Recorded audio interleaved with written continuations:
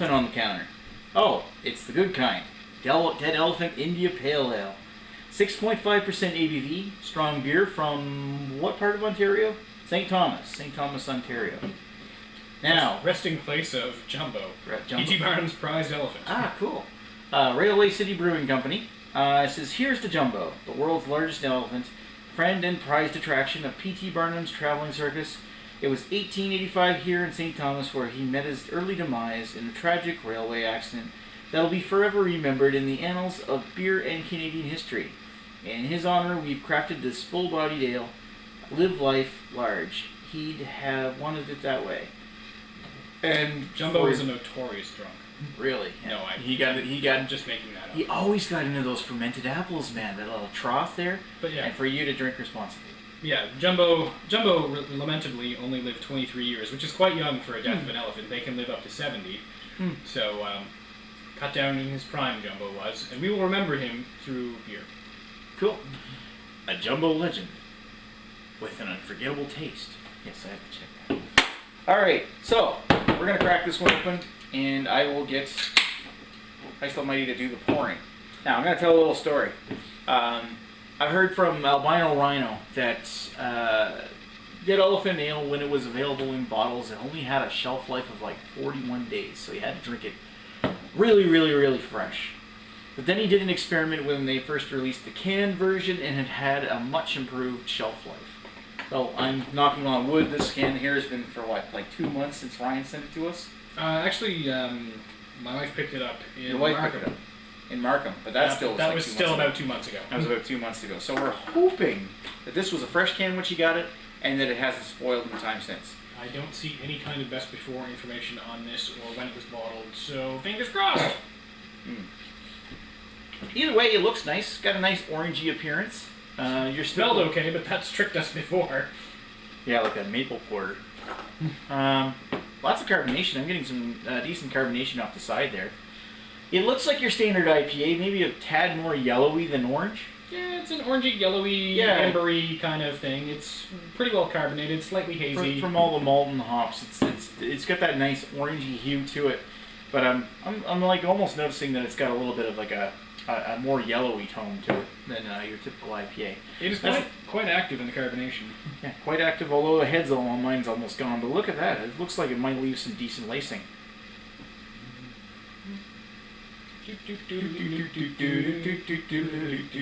Okay. Alrighty.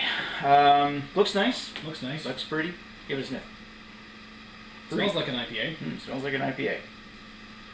Citrus, floral.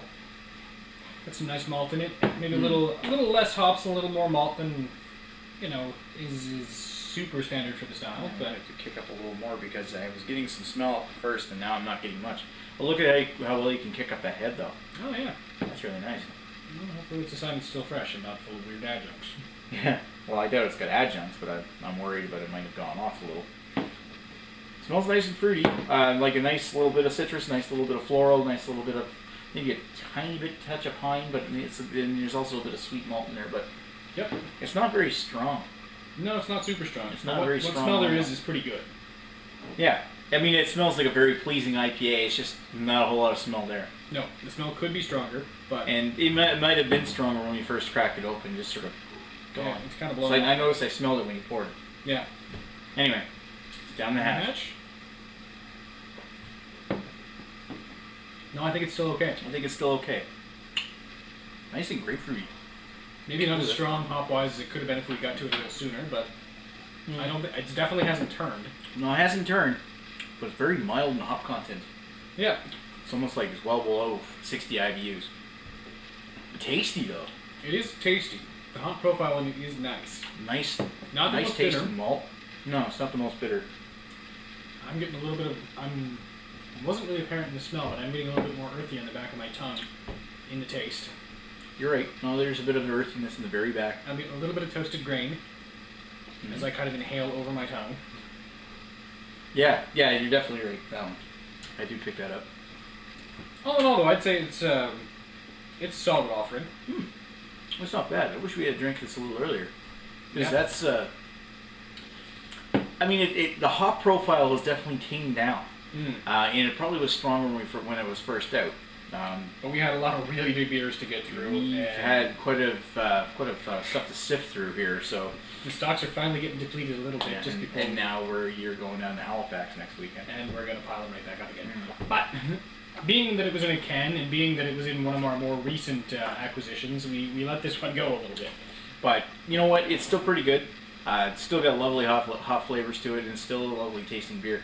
I'm not so much picking up as much of the malt to it. I mean, there is malt there, a little bit of like caramel sweetness, but it's almost like to a point where it's really, really incredibly easy drinking. Like you could knock quite a few of these cans back, and I'd Except really that they're enjoy it. really big cans and they're 6.5, so I wouldn't recommend doing more than 3 or 4. Oh, whatever, man. I drink them. I drink a lot of these. I just wouldn't drink them all right in a row. Maybe not. Maybe like 3, and that'd be your night.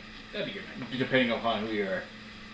Maybe not if you're the Rhino. Maybe if you're the Rhino, you could probably knock about 10 of these back if you're the Rhino. Do the Century Club with it. You know what the Century Club is? I know what the Century Club is. No Anyway. one in their right mind should ever do that with anything. Anyway, you want to put a number to it right now? Yeah, let's call it. Alright, I'm going to give it a 3.5 out of 5. What do you think? Crap, you stole my brain again. Stole your brain? Damn it. What are you doing, Ratio? Ratio seems to be falling off the window ledge. What a clumsy little idiot he is. So 3.5 out of 5 for both of us? I'd say so, yes. Alright. This is a very very easy drinking. It's almost a Training Wheels IPA, but not in a watered down or bad way. Just in a very accessible, easy drinking IPA. Yeah. But if we ever can get a hold of a fresher can of this at some point in the future, we'll definitely give it a try and see if it's any more hoppy than this. But I'd say as far as drinkability goes, as far as IPAs go, this is perfect because it's not too malty, not too sweet, and it's also not too bitter. Great Training Wheels IPA. But not watered down or not watered down at all, no. Not tame. It tastes nice. Yeah. Very good. Anyway, that's our review of Railway City Brewing's Dead Elephant Ale. Here's to you, Jumbo. You couldn't taste the elephant at all. No dead elephant at all in the beer. Cheers.